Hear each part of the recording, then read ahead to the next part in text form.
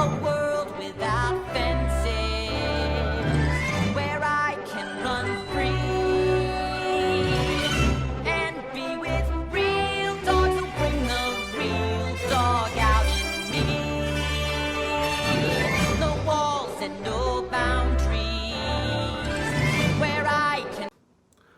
Hello my fellow YouTubers and subscribers, and welcome to my review of Lady and the Tramp 2, Scamp's Adventure, the straight-to-DVD sequel to the 1955 movie. This movie was released in 2001, so it's almost half a century afterwards, and it was directed by Darrell Rooney.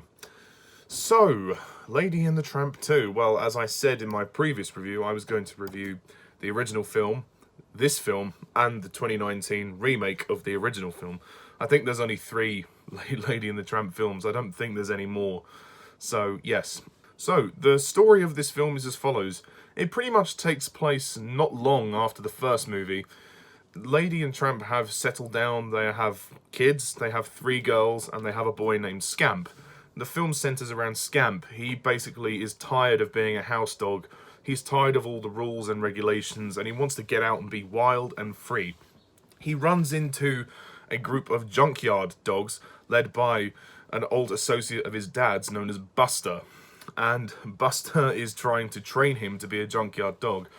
And then he chooses to exploit him when he discovers Scamp's the son of Tramp. Because essentially, Buster feels betrayed by Tramp for Tramp leaving the streets and settling down with his new wife and kids. And the film kind of goes on from there, really. There's also a female dog called Angel who wants to be a house dog. She's been through about 5 families, and she tries to make Scamp see that he already had a great life and he didn't need to run away.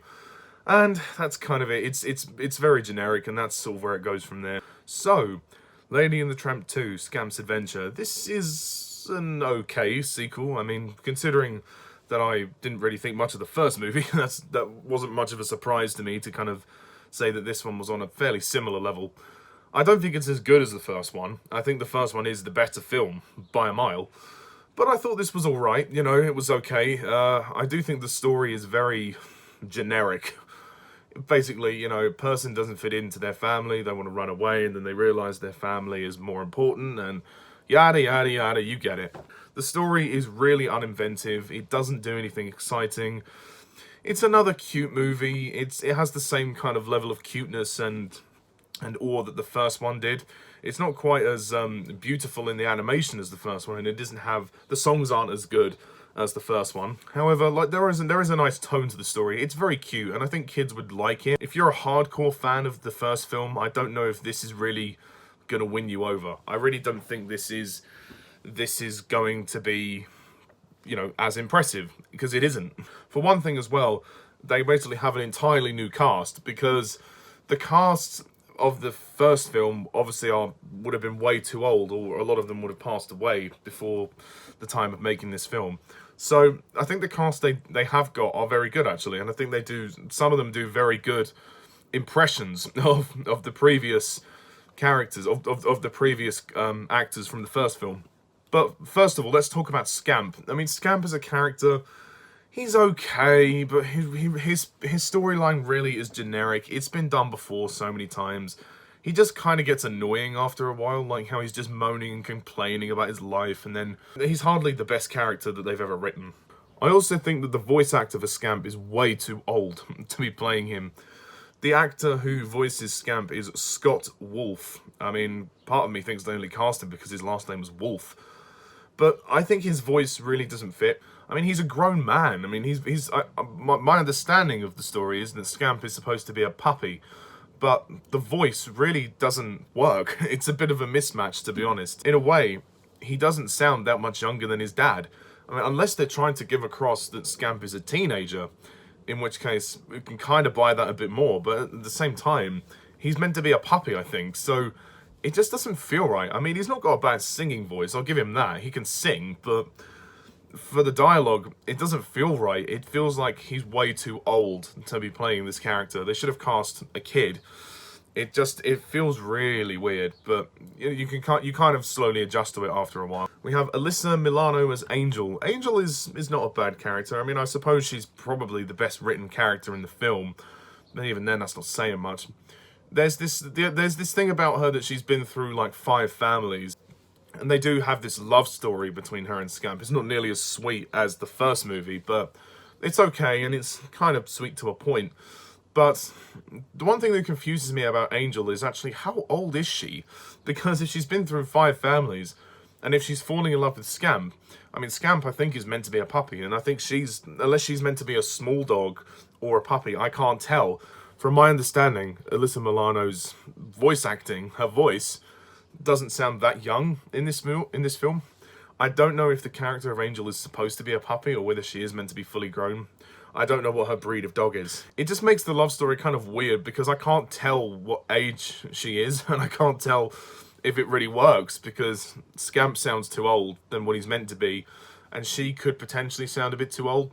Again, it really just, you know, you just can't you can't tell. But the performance is good. I'm not slating the performance. The performance is good, and she can be a nice character, and you know, you can definitely see there's a chemistry there. Chazz Palminteri as Buster. He's the leader of the Junkyard Dogs. I guess he is kind of the villain of the story. He's all right, but he doesn't really get a lot to do towards the end of the film. He's set up to be this kind of nasty piece of work, like he's a bit of a thug. You know, he's training all these junkyard dogs, and he has this gang of junkyard dogs that follow him around. But the climax of the movie was lame. I expected Tramp and Buster to have a big fight, like rather than Tramp fighting the massive dog in the dog pound. I would have rather had Tramp and Buster fight because they have history. So I think that was a missed opportunity for this film. They could have really done something to elevate the tension, but the climax was weightless. It had no tension. And then Buster gets a load of furniture kicked on him and everybody just walks away from him. So, well, I thought Buster could have had a bit more comeuppance than that. I thought there could have been a little bit more of a finale to this film. I think the final third act, I should say, was kind of a waste of potential. I do like the other Junkyard Dogs, all the side characters. I think they're really good, and I think they definitely provide some of the laughs in this film. The animation is beautiful. It's not quite as atmospheric as the first movie, but it is good, and it does look good considering it's a straight-to-DVD sequel. As for the songs are okay. Again, most of the things about this film are just okay. There's this opening song, the Old London Town or whatever. That's not bad, I suppose.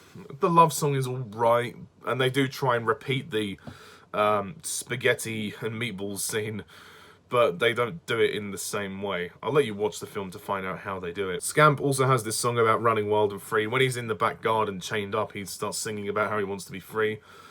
I suppose that's probably the best song in the film, but again, the songs don't really do a lot for me in this one. And then there's the song about family, which is very cheesy, to be honest. When Scamp is on his way to the pound, he then realises, oh, maybe I shouldn't have run away from home. And then they all have this song about family, like Scamp, Angel, and then his parents. They all sing as well, which is good. You know, I mean, it's not a bad song, but it's hardly anything that sticks out to me. Also, Tramp and Lady, they really don't do a lot in this film.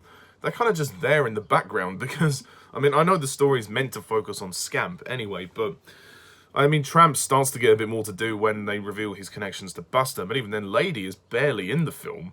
She doesn't get a lot to do. It's such a shame because now they have started a family. Like, Lady doesn't even talk to Scamp in the film once. Or, well, barely. Barely. I suppose you could say there are a couple of laughs, but really, the film kind of it's kind of boring. It's not really that interesting. Again, I kind of criticised the first one for being a bit boring, but the sequel is probably more boring. Again, I mean, I'm nothing remotely against this movie. It's just not very good. It's fine. I mean, I suppose it's nice light fluff for kids, but the story is really uninventive. I mean, I know I complained in my previous review about the first movie not having a lot of substance with the script. This one definitely tries to add a bit more to the script, but the story itself, it's generic. It's been done before. It's very, you know, cliched. We've seen this all before. So I have to say the first film is definitely better than this.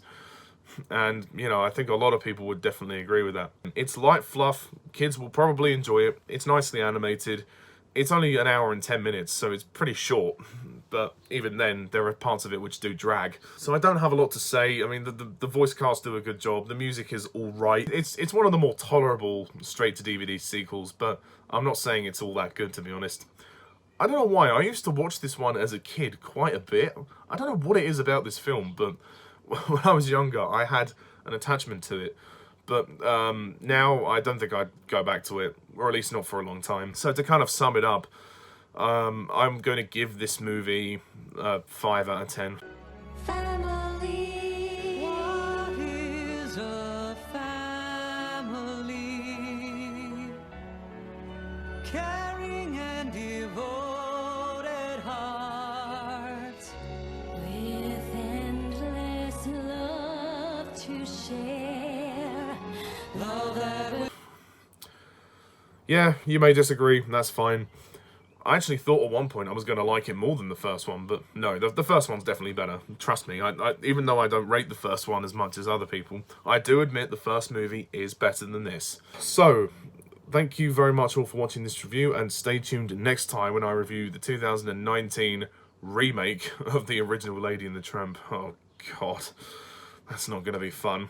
Anyway, thanks very much all for watching. Please comment down below, let me know what you thought, and please let me know what you think of this film. And stay tuned next time when I review the remake of the first film. So until then, see ya.